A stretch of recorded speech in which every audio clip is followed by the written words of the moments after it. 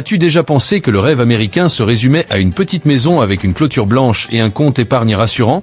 Si tu passes par Union Station à Washington ou que tu traverses le quartier du temps d'ER loin à San Francisco, tu découvriras une autre réalité. Là-bas, ce sont des tentes alignées sur les trottoirs d'anciens employés qui hier encore touchaient une pension et qui dépendent aujourd'hui des banques alimentaires et de plus en plus de pancarts l'on peut lire prêts à travailler pour un repas. Pendant ce temps, les derniers chiffres annoncent qu'en seulement quelques mois, plus de 100 000 emplois se sont volatilisés. Des hommes et des femmes qui occupaient autrefois des bureaux lumineux se retrouvent désormais à fréquenter les refuges. Ce n'est pas un problème lointain, mais un avertissement pour quiconque a toujours cru qu'un emploi stable suffisait à se protéger. La question n'est plus à l'abri, mais plutôt, quand viendra mon tour? Et pour comprendre que cette crise ne se résume pas à des statistiques froides, dans cette vidéo, on va plonger au cœur de 5 crises majeures qui fissurent, une par une, le fameux rêve américain. Et attention, ce ne sont pas juste des problèmes isolés dont on entend vaguement parler. Ce sont des réalités qui touchent les familles, les travailleurs, les jeunes et même les villes entières. Si vous pensez connaître la situation des États-Unis, préparez-vous, certains faits risquent de complètement changer votre vision. Restez bien jusqu'au bout, car la dernière crise est sans doute la plus surprenante et la plus inquiétante. Grandes villes américaines confrontées à une vague de sans-abrisme provoquée par des licenciements massifs. Chacune de ces villes raconte un morceau de l'histoire et mise bout à bout, elle dessine une image inquiétante, celle d'une Amérique qui entre dans un nouveau chapitre que beaucoup refusent encore de nommer. Tu es surpris. Numéro 5. La crise du logement, quand le loyer dépasse les salaires. Aux États-Unis, il ne faut même plus perdre son travail pour se retrouver sans domicile. Parfois, une simple hausse de loyer suffit. Ça peut paraître ironique, mais c'est pourtant l'une des vérités les plus brutales de l'Amérique actuelle. En 5 ans à peine, les loyers ont grimpé de plus de 40% dans de nombreux États, alors que les salaires, eux, n'ont progressé que d'un petit pas timide. C'est comme regarder une tortue courir contre une fusée. Dans des États comme la Californie, la Floride ou New York, il faudrait en théorie travailler 133 heures par semaine pour pouvoir payer un appartement de 2 chambres. En clair, quasiment 19 heures par jour. Plus de vie, seulement de la survie. Et parfois, un mini-studio avec une plaque électrique coûte aussi cher qu'un camion d'occasion. Beaucoup finissent donc par choisir le camion. Au moins, lui, peut se déplacer. Les raisons, on les entend partout. Pas assez de logements abordables, des fonds d'investissement qui achètent des quartiers entiers, des taux d'intérêt qui montent, des taxes qui explosent. Mais ce qu'il y a de plus inquiétant, c'est que tout ça fonctionne comme une machine parfaitement huilée. Une machine qui fait glisser la classe moyenne vers le bas tout en donnant l'impression que tout est sous contrôle. Prenez une famille de 3 personnes avec un revenu mensuel de 4 000 $.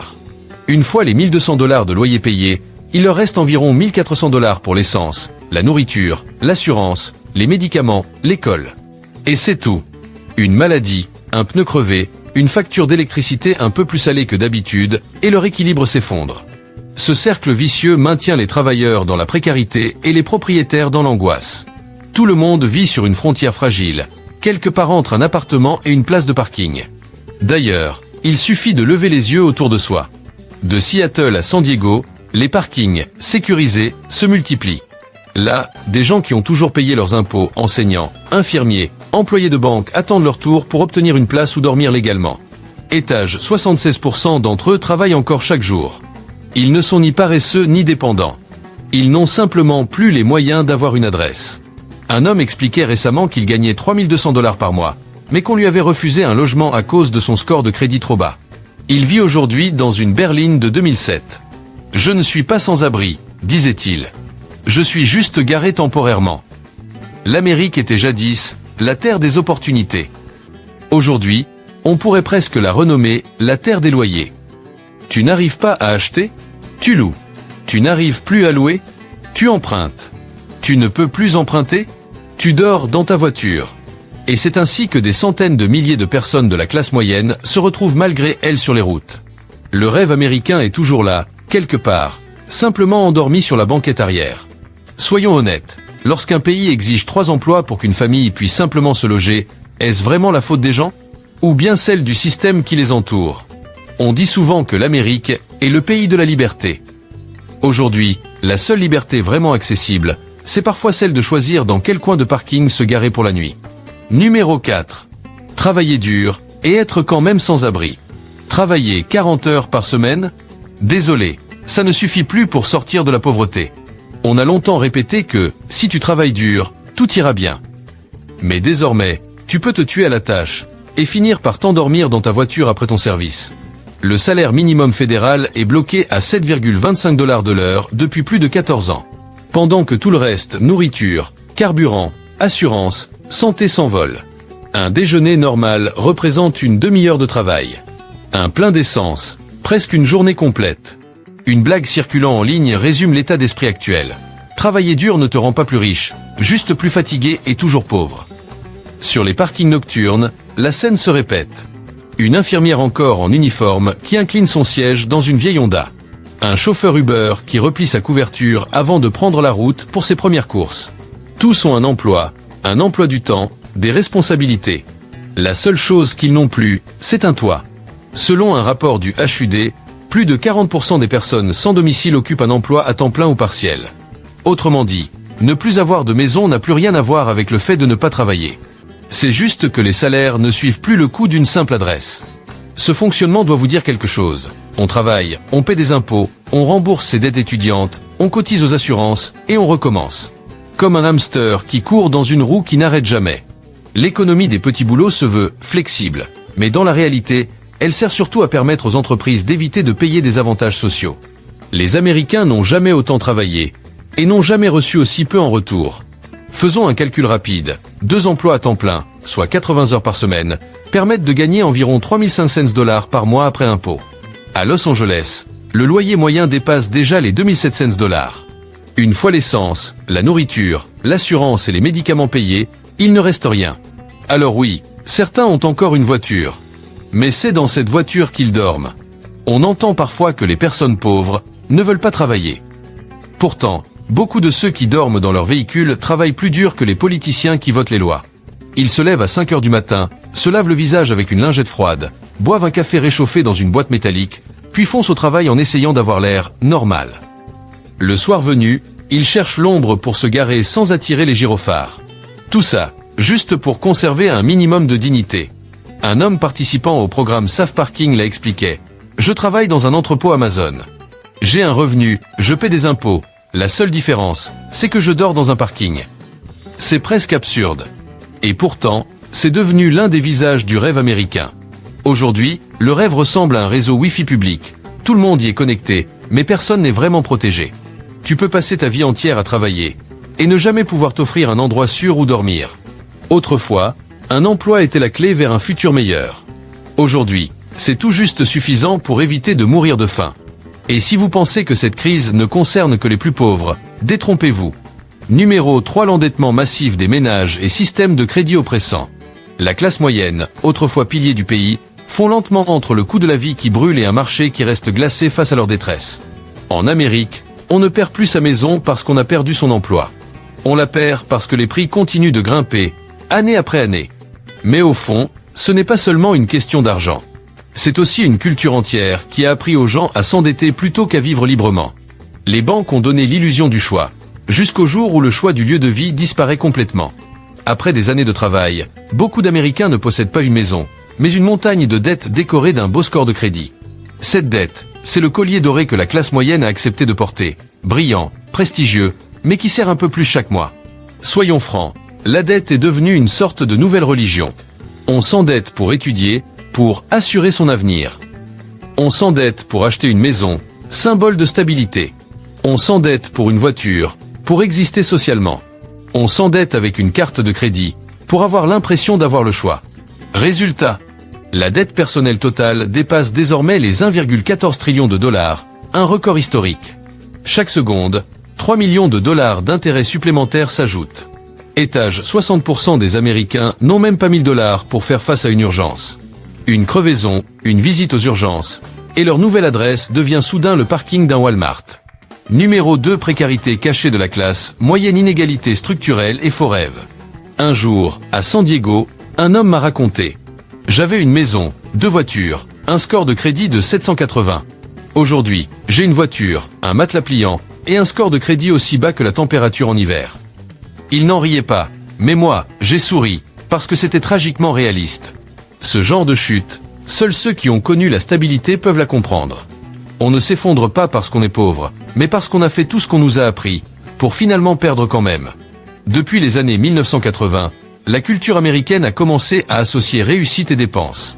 Et petit à petit, une grande partie de la population s'est retrouvée prisonnière d'un modèle qui ne fonctionne plus.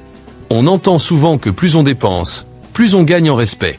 Mais personne ne précise que, pour garder cette image-là, il faut emprunter encore et encore, jusqu'à vivre attaché à un fil de crédit qui ne se coupe jamais. Le système du crédit est présenté comme un soutien, comme un outil qui permet d'avancer. En réalité, c'est une roue qui tourne sans fin, et dans laquelle les gens courent comme enfermés dans une cage.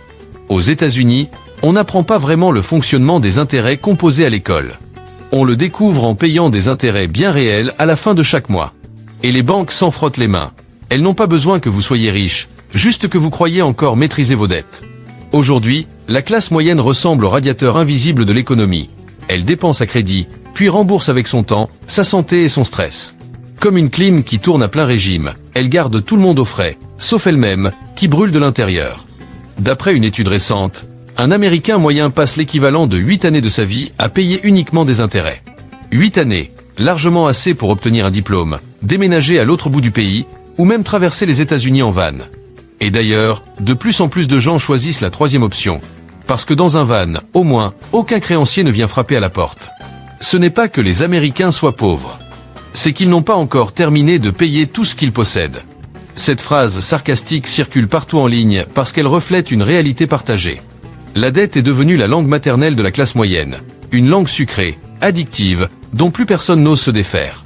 Et quand les cartes de crédit atteignent leurs limites, quand les banques gèlent les comptes, certains se tournent vers une vie plus simple, plus isolée. Un quotidien sans facture, sans relance, sans taux d'intérêt. Juste un volant, un réservoir plein et quelques kilomètres d'avance. Pour ceux qui ne peuvent même plus emprunter, un autre mode de vie apparaît, moins coûteux mais surtout plus solitaire. Sur les réseaux, on voit défiler des photos de vents impeccables, face à l'océan, avec une jeune femme blonde qui boit son café, un chien qui observe le paysage depuis la portière ouverte. Le décor parfait de la liberté.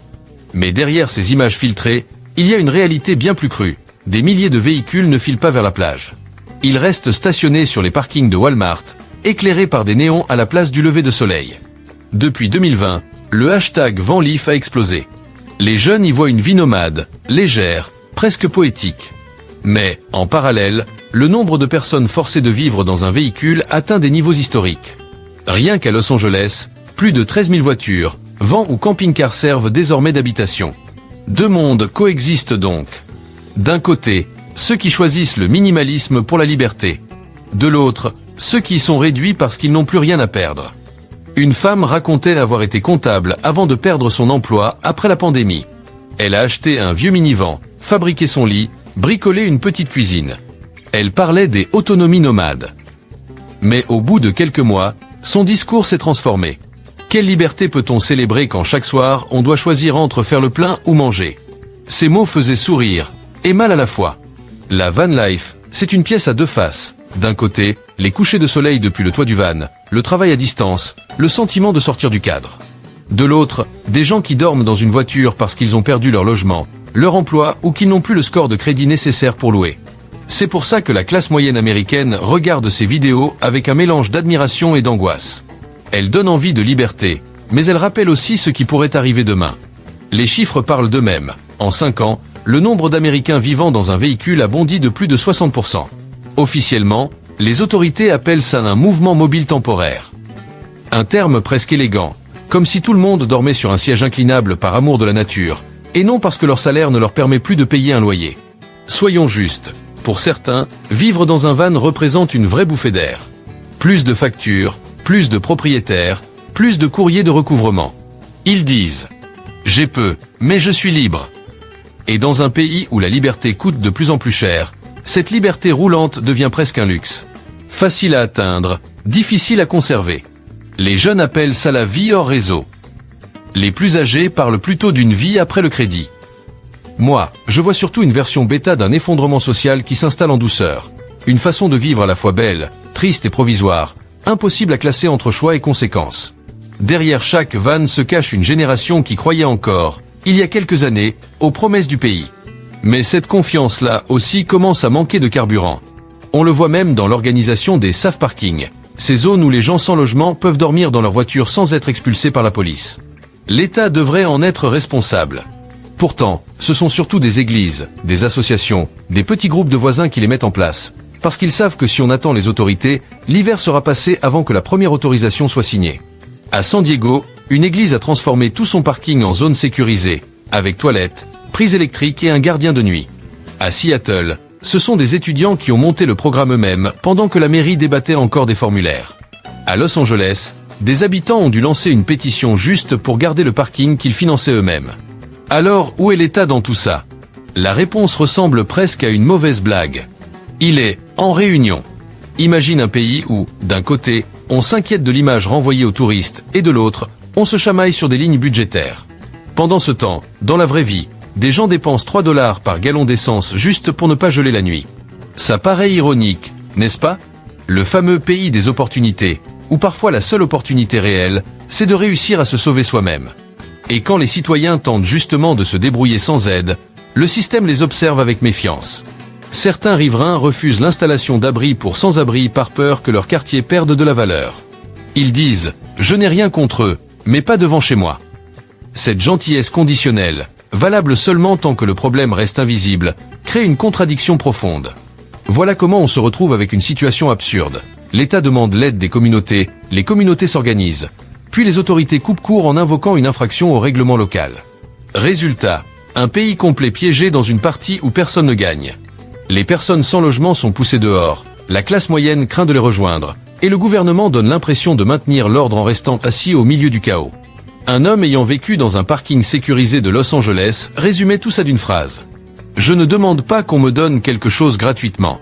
Je veux juste que l'État cesse de me punir parce que j'essaie de survivre. » Simple, mais terriblement douloureux. Parce qu'au fond, même la pauvreté doit obtenir une forme d'autorisation pour être considérée acceptable. Difficile à croire. Un pays qui a envoyé des astronautes sur la Lune n'arrive même pas à garantir à ses citoyens un endroit sûr pour dormir dans leur propre voiture. Numéro 1, perte de confiance dans le rêve américain. Et ce que beaucoup ont perdu n'est peut-être pas d'abord leur maison, mais la conviction que quelqu'un tient encore le volant. Alors qu'est-ce qui retient encore la classe moyenne quand le toit s'envole et que la confiance disparaît? La réponse arrive ici, le point de rupture, le moment où la voiture devient la dernière frontière de la dignité.